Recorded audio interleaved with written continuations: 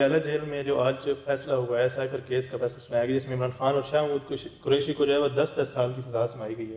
اور کاش کہ عمران خان صاحب یہ سائفر کو وہ سنجیدہ لیتے۔ حلقہ NA-58 کی طرف آئے ہیں، چکوال کی طرف، تو یہاں پہ جو نون لیگ ہے اس کو آپ کیسے دیکھیں؟ ایک تو یہ ہے کہ عوام کا رخ جو ہے وہ سارا رخ جو ہے وہ نون لیگ کی طرف ہی ہے۔ سیوریج سسٹم کا نکارہ سسٹم ہے اور پانی کے پینے کے مسائل ہیں، یہ مسائل کون حل کرے گا ہمارے آج؟ تو لوگوں کو بھی یہ کام ہے نا کہ جب ان کے پاس یہ نمائندے ہمارے آتے ہیں تو ان سے سوال کریں۔ ہمارے جو مسئلے ہیں، سیوریج کا مسئلہ یہاں پہ آدھا جو شہر ہے اس کے پاس گیس کا نام و نشان نہیں ہے، پینے کا پانی ہے وہ کہیں آدھا گھنٹے کی بارش ہوتی ہے پورا شہر جوڑ بن جاتا ہے، یہ تالاب بن جاتا ہے۔ لوگوں کو چاہیے کہ بھائی ان سے سوال کریں، انہیں بتائیں کہ جناب مہربانی کریں، ہم کوئی آپ کے غلام تو نہیں ہے، نوکر تو نہیں ہے۔ السلام علیکم ناظرین، الیکشن گہمی جو ہے وہ عروج پر ہے اور چکوال میں تمام امیدوار جو ہیں وہ 8 فروری کو پنجہ آزمائی کے لیے حلقہ میں پیش قدمی کر رہے ہیں۔ ہر کوئی بڑھ چڑھ کر الیکشن کمپین میں حصہ لے رہا ہے۔ اس وقت ہمارے ساتھ سینئر صحافی شفیق ملک صاحب موجود ہیں، ہم ان سے بات چیت کریں گے۔ السلام علیکم سر۔ وعلیکم السلام۔ سر، الیکشن کی گہمی عروج پر ہے اور چکوال میں تمام امیدوار جو ہیں وہ 8 فروری کو پنجہ آزمائی کے لیے حلقے میں جو ہے پیش قدمی کر رہے ہیں اور الیکشن کمپین میں جو ہے وہ بڑھ چڑھ کر حصہ لے رہے ہیں۔ اس وقت جو ہے وہ پٹیالہ جیل میں جو آج فیصلہ ہوا ہے سائفر کیس کا فیصلہ سنایا گیا، جس میں عمران خان اور شاہ محمود قریشی کو جو ہے وہ 10 سال کی سزا سنائی گئی ہے۔ اس بارے میں آپ کیا بتائیں گے کہ اس کا الیکشن کے اوپر کیا امپیکٹ پڑے گا آگے؟ بسم اللہ الرحمن الرحیم۔ پہلی بات تو یہ جی کہ یہ ملک کے لیے کوئی بہتر نہیں ہے، اور کاش کہ عمران خان صاحب یہ سائفر کو وہ سنجیدہ لیتے۔ اس کو آج جب ان کو جو آڈیو لیکس چل رہی ہیں، آڈیو پہلے بھی آئی ہے پھر بھی آئی ہے، وہ جو ہم اس کے ساتھ کھیلیں گے، ہم اس کو استعمال کرنا ہے، یہ جو چیزیں ہوتی ہیں جو ملک جن کا تعلق ڈائریکٹ ملک کی سلامتی کے ساتھ ہوتا ہے، ان کو اس طرح نہیں لیا جاتا جتنا غیر سنجیدگی سے خان صاحب نے یا جن کی کابینہ نے اس کو لیا ہے۔ تو اب جو جس نیت پہ کی طرف یا جس طرف یہ معاملات چل پڑے ہیں، یہ ملک کے لیے بہتر نہیں ہے بالکل بھی، اور یہ جو ہے ملک کے لیے، عوام کے لیے اور ملک کی مفاد جو ہے اس کے لیے نہیں ہے۔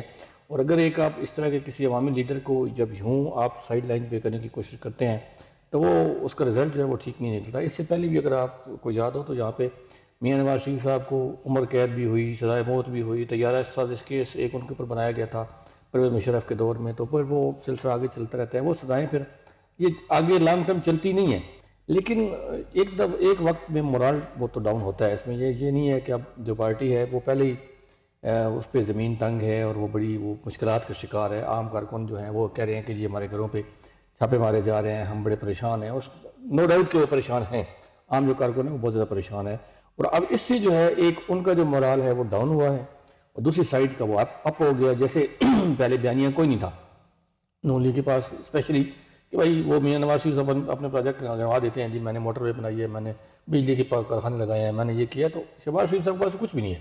وہ تو اپنی وہ کہیں 16 ماہ کی کارکردگی وہ پوچھتے ہیں بھائی آپ کی یہ کارکردگی ہے۔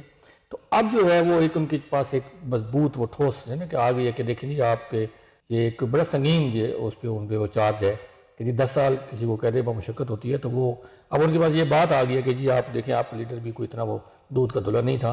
تو فرق تو جو ہے وہ الٹیمیٹلی پڑے گا الیکشن میں۔ ٹھیک ہو گیا۔ اچھا سر، اگر حلقہ NA-58 کی طرف آئیں چکوال کی طرف، تو یہاں پہ جو نون لیگ ہے اس کو آپ کیسے دیکھ رہے ہیں کہ وہ کیسا پرفارم کرے گی الیکشن میں؟ دیکھیں نون لیگ پرفارم اس وقت ساری صورتحال آپ کے سامنے ہے، گراؤنڈ پہ جو حالات ہیں اور سوشل میڈیا کے حالات ہیں وہ بالکل مختلف ہیں۔ گراؤنڈ پہ اگر آپ دیکھیں گے تو کہیں نہ کہیں ایسی جگہ بالکل اس طرح ون وے، جیسے لوگ سب یہ بھی کچھ ہمارے دوست سمجھ رہے تھے کہ بالکل ون وے ہو گیا ہے، ضمیر صاحب آئے ہیں تو مقابلہ، ایسی صورتحال بالکل بھی نہیں ہے۔ ایک تو یہ ہے کہ عوام کا رخ جو ہے وہ سارا رخ جو ہے وہ نون لیگ کی طرف ہی ہے، اور جو کچھ ہے وہ سامنے ہے، کوئی ڈکی چھپی کو بات نہیں ہے۔ اور دوسری بات یہ ہے کہ یہ جو ہمارے سیاسی عمائدین ہوتے ہیں، جو گاؤں کے جن کو کھڑپینٹ کہا جاتا ہے، ان لوگوں نے کل کام کروانے ہوتے ہیں۔ حکومت کے بعد جب حکومت بنتی ہے تو پھر انہوں نے اپنے جو ووٹرز ہیں، سپورٹرز ہیں، ان کے لیے اب تھانے کچہری گداور تحصیلدار پٹواری یہ سی اس کے پاس جانا ہوتا ہے۔ تو اب جب ایاز میر صاحب کی پوزیشن ہے، اگر ایک آزاد امیدوار اگر وہ بن بھی گیا تو وہ کس طرف جائے گا؟ وہ لوگوں کو اب وہ لوگوں کو جو سمجھدار لوگ وہ یہ سمجھ رہے ہیں کہ بھائی آپ ان کو ووٹ دے کے ہم ضائع کریں گے۔ اگر یہ ان کو ہم اپنا ووٹ دے دیتے ہیں، یہ اسمبلی میں چلے جاتے ہیں اور کل یہ پیپل پارٹی کو جوائن کر لیتے ہیں یا نون لیگ کو جوائن کر لیتے ہیں تو ہم کہاں سٹینڈ کریں گے؟ اب یہ بات لوگوں کو سمجھ آنے شروع ہو گئی ہے کہ بھائی پی ٹی آئی تو کہیں سٹینڈ کر ہی نہیں رہی، اس کا انتخابی نشان کوئی نہیں ہے، وہ رجسٹریشن کا معاملہ ان کا لٹکا ہوا ہے، باقی بہت سارے معاملات ہیں اور وہ اسمبلی میں موجود نہیں ہیں۔ انہوں نے لام حالہ کسی نہ کسی کو جوائن کرنا ہے، 48 گھنٹے کا ان کے پاس ٹائم ہے، 48 گھنٹے میں جو آزاد امیدوار جتنے بھی سلیکٹ ہوں گے انہوں نے کسی نہ کسی پارٹی میں جانا ہے۔ اور اب لوگ کہہ رہے ہیں کہ اگر ہم ان کو چھوڑ کے اب نون لیگ کو ہم آمنے سامنے کھڑے ہوتے ہیں ان کے اور ان کو ہم ووٹ نہیں دیتے اور کل ہمارا جو کینڈیڈیٹ ہے وہ اسی پارٹی میں چھلانگ لگا جاتا ہے یا پیپل پارٹی میں چلا جاتا ہے تو پھر ہمارے پاس کیا ہے. اس لیے یہ جو دن بدن صورتحال چینج ہوگی اور نون لیگ کو ایسا میں نہیں دیکھتا کہ کوئی بڑی پریشانی یہاں پہ کوئی لاک ہے. میرا نہیں خیال یہ جو پی پی پی جو ہے ان کی جو ہے اس کا 20 اور 21 اور دوسرا جو ہے این اے والا, میرے نزدیک میں سمجھتا ہوں کوئی خطرہ یا پریشانی والی بات نون لیگ کو اب نہیں ہے. اور خصوصاً یہ جو آج فیصلہ ہوا ہے اس کے بعد تو مزید صورتحال وہ جائے کیا کہ بہتر ہو جائے گی. اچھا پی پی 20 اور 21 میں حیدر سلطان, تنویر اسلم اور راجہ طارق افضل کالج, علی ناصر بھٹی, ان میں کیسا مقابلہ ہوگا؟ لیکن مقابلہ ان میں ٹھیک ہوگا, لیکن اگر 2018 میں ہم دیکھتے ہیں تو اس وقت یہی صورتحال جو آج پی ٹی آئی کو درپیش ہے یہ ساری کی ساری نون لیگ کو اس وقت یہ ان حالات ان کے ایسے چل رہے تھے. ان کے لوگ بھی کوئی میاں والی جیل میں تھا, کوئی کسی جیل میں تھا, اور وہ نوید کہوٹ اور محمد خان دترال اور ہمارے جو دوست ہیں سیاسی کارکن ہیں وہ سارے بیچارے کوئی انڈر گراؤنڈ تھا, کوئی غائب تھا, کوئی بھاگا ہوا تھا. تو آج وہ صورتحال جو ہے وہ پی ٹی آئی کے ساتھ ہے. اور اس وقت جو ہے وہ طارق افضل کالج صاحب جو ہے اس سارا کچھ ان کی سپورٹ جو ٹوٹل گورنمنٹ کی سپورٹ, جیسے آج نون لیگ لوگ یہ ایزم کر رہے ہیں یا ایک پرسیپشن بن گیا ہے کہ ساری سپورٹ اور ہے بھی نظر بھی آ رہی ہے وہ ہے, اس وقت یہ ساری صورتحال پی ٹی آئی کے ساتھ تھی. اس وقت اگر طارق افضل کالج صاحب کامیاب نہیں ہو سکے تو آج میں نہیں سمجھتا بالکل بھی کہ وہ اس پوزیشن میں ہیں. ابھی دیکھیں ان کے ایف آئی آر بھی ہیں اور پکڑ دھکڑ بھی ہو رہی ہے, لوگ ان کے نہ کارنر میٹنگ ہو رہی ہے نہ کوئی جلسہ ہو رہا ہے. چند میں سمجھتا ہوں کہ آپ یہ جو ہیں ہمارے نوجوان لڑکے ان کو سامنے رکھ کے 200, 400, 600 بندے کو دیکھیں حلقے کی اگر 5.5 لاکھ ووٹر ہو تو اس کو آپ 150, 200, 400 بندوں سے تو جج نہیں کر سکتے کہ جی ہم تو بالکل جیتے ہوئے ہیں. ایسی بات نہیں ہے. طارق افضل کالج صاحب کو بہت مشکل ہوگی. تنویر اسلم صاحب نے ان کا ورک بھی ٹھیک ہے, ان کا انداز سیاست بھی بڑا ٹھیک ہے, عوامی ہے. اور حیدر سلطان کا میں سمجھتا ہوں کہ اس کو تو کوئی پریشانی ہے ہی کوئی نہیں. یہ دونوں جو امیدوار ہیں ابھی جو ہے میں سمجھتا ہوں کہ یہ آسانی سے اپنی سیٹ لے جائیں گے. سر ہمارے جو چکوال کے لوگ ہیں ان کو کافی سارے مسائل درپیش ہیں, جس میں سیوریج سسٹم کا ناکارہ سسٹم ہے اور پانی کے پینے کے مسائل ہیں. یہ مسائل کون حل کرے گا ہمارے آ کے یہاں پہ؟ دیکھیں مسئلہ تو پانی کے پینے کا مسئلہ جو ہے یہ آج کا نہیں, یہ تو میرے خیال جنم سے چکوال کے لوگوں کے ساتھ آ رہا ہے.